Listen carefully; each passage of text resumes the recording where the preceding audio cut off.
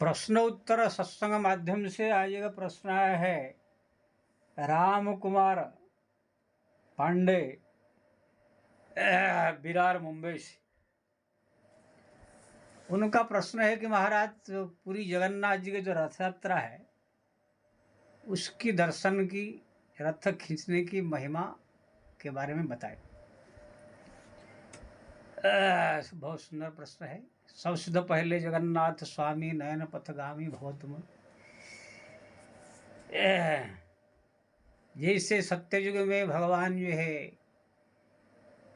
विभिन्न प्रकार अवतार लिया, नारायण के रूप में प्रहलाद को जो है रक्षा किया, अन्य अन्य भक्तों को रक्षा किया। त्रेता में राम रूप में जो है सब दुष्टों को संहार किया, प्रत्यक्ष अवतार लेके। द्वापर में कृष्ण रूप में अवतार लेकर के दुष्टों को संहार किया, भक्तों को दर्शन दिया। ये कलयुग में साक्षात भगवान जगन्नाथ जो है साक्षात ईश्वर है। खाली देखने में वो मूर्ति है लकड़ी का, लेकिन वो प्रत्यक्ष साक्षात ईश्वर है। यही से उदाहरण दूं, कोई तांबे का तार में करंट उसमें पास कर दिया जाए तो वो तांबे का तार नहीं है, उसमें 100 वोल्टेज की जो है बिजली प्रवाहित हो रही। ऐसे ही देखने में खाली जगन्नाथ बलदेव सुभद्रा जो जगन्नाथपुरी में मंदिर में विराजमान है, लेकिन वो साक्षात है। अब बोले कृष्ण तो साक्षात बात करते थे, राम बात करते थे, कहीं ये बात नहीं कर रहे। न देखो भाई, ये घोर कलयुग है। कलयुग में भगवान आएंगे कल के रूप में, तो फिर सबसे बात करेंगे। यही से राम ने लीला किया, कृष्ण ने लीला किया। ऐसे ही वो घोड़ा पर सवार होके पहले तो जन्म लेंगे, जन्म लेके लीला करेंगे, फिर जो है घोड़ा पर सवार होकर दुष्ट का संहार करेंगे। ये सब जो है भविष्य पुराण आदि आदि जो वर्णन है। ये वो कल के अवतार लेंगे तब उनका प्रत्यक्ष लीला आप देख सकते हैं। लेकिन वर्तमान जो युग चल रहा है, भगवान जो साक्षात है लेकिन वो वार्तालाप नहीं कर सकते। कि ना घोर कलयुग में अगर भगवान सबसे मिलने लग जाएंगे, बातचीत करने लग जाएंगे द्वापर जैसा, तो फिर कलयुग नाम का युग नहीं रहेगा। सब लोग फिर भक्ति में डूब जाएंगे। सत्य युग जैसा, त्रेता युग जैसा ही युग हो जाएगा। अरे भाई, आप जगन्नाथपुरी गए, साक्षात भगवान आपको दर्शन दिए, आपसे बात किया, आपने अपना दुख सुनाया, दुख दूर कर दिया, तो ऐसे जब होगा तो ऐसे लाखों करोड़ आदमी जाएंगे, सबसे मिलेंगे, सबसे बात करेंगे भगवान, तो क्या होगा? कोई अधर्मी पापी संसार में थोड़ी रहेगा, सब लोग जाएंगे। फिर कली युग जो है, जो जैसे युग जो है, उनका अधिकार कुछ रहेगा नहीं। अभी तो कोई देखो, कोई साधु संत, ना कोई शक्ति है, ना कोई ताकत है, ना कोई बीमारी ठीक करने का ठीक है शक्ति, कुछ नहीं है। खाली झूठों में प्रचार प्रसार हो जाता है। सोशल मीडिया में कितने भीड़ लग जाती है। तो यहाँ पर यह है, जो साक्षात भगवान बात करने लगेंगे तो फिर कोई संसार में पापी नहीं रहेगा, सब लोग खाली धर्म करने लगेंगे। फिर कलयुग आकर भगवान के पास पहुँच जाएगा। जब प्रभु आपने मेरे को जो है कलयुग नाम को युग दिया, लेकिन कोई अधर्म नहीं हो रहा है, इसीलिए भगवान जो है इसी युग में जो है प्रत्यक्ष रूप में विराजमान है, लेकिन बातचीत नहीं कर रहे, जिससे कि लोगों के मन में ज़्यादा विश्वास न हो जाए, ज़्यादा भक्ति न हो जाए। बातचीत करने लग जाए तो जल्दी विश्वास हो जाएगा ना। इसलिए जो बहुत ही पहुँचे हुए लोग हैं, जिसका मन में श्रद्धा प्रेम है, वही ही ये सब के ऊपर विश्वास करेगा। हाँ, ये भगवान है। बाकी सब सोचेंगे हाँ ऐसे मूर्ति सब बनाए ऐसे ही। स्कंद पुराण में एक कहानी आता है, एक बार जमराज जाकर के जो है भगवान नारायण के पास पहुँचे। जब भगवान नारायण ने स्वागत किया कि कैसा ना हुआ ना महाराज, आपने जो जगन्नाथ रूप धारण कर लिया, कलयुग में वो पूरा 5 कोस तक एरिया के कोई भी जीव मेरे लोक में नहीं आते हैं, उनको दंड देने का अधिकार मेरा खत्म हो गया। ऐसे जगन्नाथपुरी धाम है। तो भगवान लक्ष्मी की इशारा किया। माता लक्ष्मी ने कहा कि जमराज जी, आपको 5 कोष के अंदर अधिकार आपका नहीं रहेगा, क्योंकि ना साक्षात भगवान का वहाँ पर विराजमान है, मैं भी वहाँ विराजमान रहती हूँ। वहाँ का 5 कोष का जो इलाका है, कोई भी जीव मरे जिए कैसे भी हो, उनका मुक्ति है। इसलिए वहाँ 5 कोष का पर्यंत जो है आपका अधिकार समाप्त रहेगा। ना कुछ तो आपको करना होगा, मैं आया हूँ। तो भगवान ने कहा ठीक है, आप आए हैं तो इतना जरूर कहेंगे कि कोई करोड़ों लाख में एक आदमी जा करके जो है मेरा दर्शन करेगा जगन्नाथपुरी में, वहाँ निवास करेगा, वहाँ दर्शन करेगा। सब लोग को जा नहीं सकते, इसलिए इतना हम कर सकते हैं। जिसका बहुत भाग्योदय होगा, जो बहुत पुण्य किया होगा पहले, वही व्यक्ति को ही भगवान जगन्नाथ का दर्शन होगा। कितने लोग सोचते वहाँ तो बहुत भीड़ लग रहा है, बहुत लोग दर्शन कर रहे हैं ना। भीड़ लग रहा है, दर्शन हो रहा है, वो सो गिने चुने भक्त लोग हर साल वही जाते हैं। हमारा संसार में 800 करोड़ आदमी है, पूरा पृथ्वी में 800 करोड़ आदमी है, तो उसमें 400 करोड़ ईसाई। 400 करोड़ ईसाई तो कोई जगन्नाथ दर्शन करने नहीं जाता है।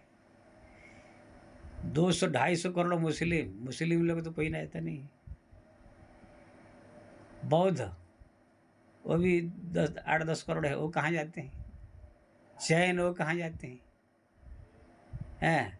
और जो अन्य धर्म वाले कोई नहीं है। खाली हिंदू 100 करोड़ हिंदू है, उसमें भी कोई विदेश में है, कोई कहाँ है, कोई कहाँ है, कोई कहाँ है, कोई मोह माया में फंसे हैं। यही 100 करोड़ हिंदू में से गिने चुने आदमी लोग को कभी कोई वहाँ पहुँच जाता है। वो भी रोज हर साल वही लोग ऐसे लगता है भीड़ लग गया है। बाकी दुनिया में कितने जीव है, कितने इंसान है, कौन आता है। अभी मेरे को जो है परसों एक आदमी मिला था, बुढ़ा 80 साल का। महाराज जगन्नाथ का रथ यात्रा में देख रहा था टीवी में। मैंने कहा टीवी में देख रहा था ना, कभी गए हैं जगन्नाथ ना। महाराज कहाँ गए, 80 साल हो गया, अभी तक जगन्नाथपुरी जाने को नहीं मिला। यही से करोड़ आदमी आपको मिलेंगे। तो कहने का मतलब वो सब लोग को जा नहीं सकते हैं। अगर कोई गया वहाँ भगवान जगन्नाथ का दर्शन किया तो समझ लीजिए साक्षात दर्शन किया।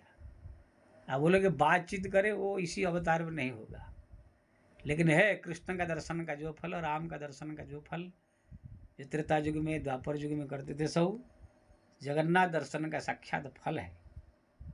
हाँ, जिसका प्रेम भक्ति ज़्यादा हो, साल बेग जैसे, और बड़े बड़े हमारे जगन्नाथपुरी में हुए माधव जैसे,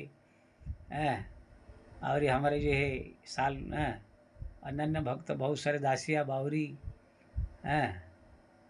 ये सब रघु केवट, ये सब भगवान ने साक्षात दर्शन दिया जगन्नाथ जी ने। वो फिर अनन्य भक्त लोग उसको थे।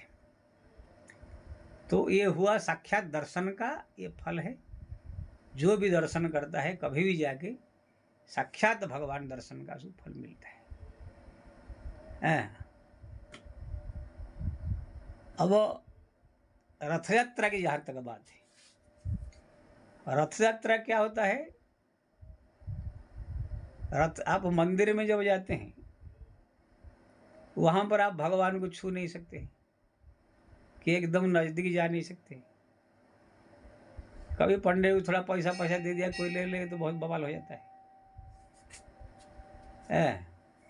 और भगवान का कोई कार्य आप प्रत्यक्ष रूप में कर नहीं पाते हो, पंडित लोग ही करते।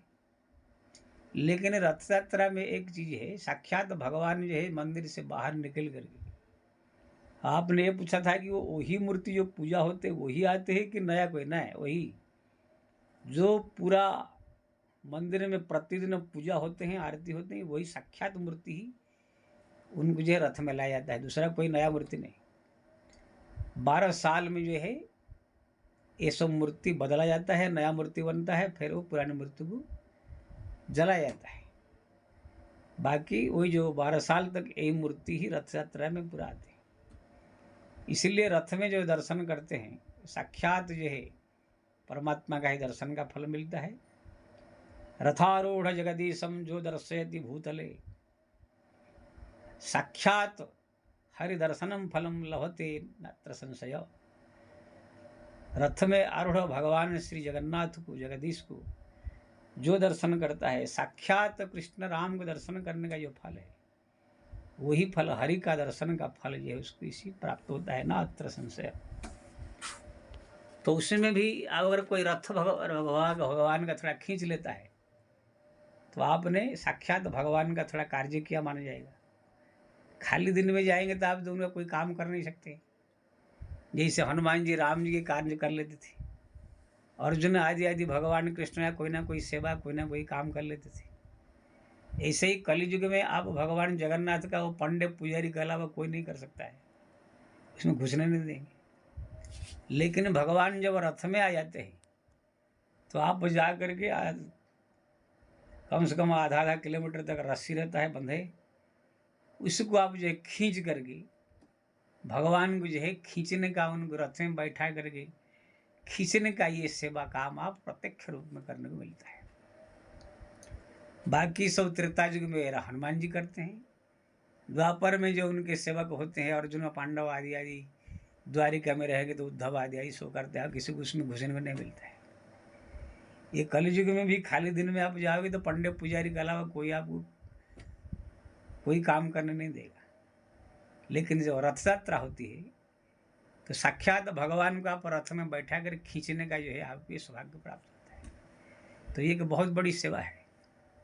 इसलिए जो रथ यात्रा में रथ को अगर खींचता है, साक्षात भगवान की जो सेवा हनुमान जी, राम जी, हनुमान जी और उद्धव आदि जी करते थे, वो सेवा का फल जो है आपको जो है रथ खींचने से प्राप्त होता है। और सबसे बड़ा फायदा है, भगवान जब मंदिर से निकल के गुंडीचा मंदिर आते हैं तो उसी दिन रात भर रथ में रहते हैं, दूसरे दिन भी 9-10 बजे तक रथ में ही रहते हैं। तो अभी क्या परंपरा होगा कह नहीं सकता हूँ। हम सब जो पहले थे वहाँ रथ में चढ़ चढ़ के सब दर्शन करते थे। अब भगवान को गले में लगाने को भी मिलता था, जगन्नाथ जी को रथ में चढ़ो, दर्शन कर लो, गले में लगाओ। हाँ, ये सब जो छूने को भगवान को मिलता है, ये सबसे बड़ा फायदा है। आजकल पता नहीं क्या हो गया होगा, बोलते हैं पैसा लेते हैं पंडित लोग, पुजारी लोग, तब जाकर चढ़ते हैं। कोई बात नहीं, 100-50 लेगा तो ऊपर चढ़ के आप रथ में भगवान को दर्शन कर सकते हैं, छू सकते हैं, उनको गले में लगा सकते हैं। अरे हम सब तो पहले उनको चुम्मा ले लेते थे। पहले इतना प्रतिबंध था नहीं, भीड़ भी इतने नहीं होते थे। इसलिए रथ यात्रा में जाने के बाद भगवान को साक्षात दर्शन का फल तो मिलता ही है, छूने को मिलता है, उनको गले में लगाने को मिलता है, उनको चुम्मा लेने को मिलता है, रथ खींच करके उनको कुछ सेवा करने को भी फल प्राप्त होती है। इसलिए रथ यात्रा की बहुत बड़ी महिमा है। जो रथ यात्रा में जाता है वहाँ पर 2 दिन 4 दिन रुकता है, कोई 9 दिन रुकते हैं। वहाँ पर जो है भगवान जगन्नाथ का प्रत्यक्ष उनको आप छू सकते हैं, दर्शन कर सकते हैं, उनके यात्रा में शामिल होकर के उनको प्रसन्न कर सकते हैं और अनुपम फल खाली दिन से भी और ज़्यादा फल प्राप्त कर सकते हैं। तो आपने रथ यात्रा के महिमा आपको पूछा, स्कंद पुराण में इसको वर्णन है। आप ज़्यादा जानना चाहें तो स्कंद पुराण में जो है वैष्णव खंड में उत्कल खंड में जो है भगवान जगन्नाथ की महिमा पढ़ी तो और ज़्यादा आपको जानकारी मिलेगी। अभी आप जरूर इसमें कुछ समझ गए होंगे। जय श्री राम।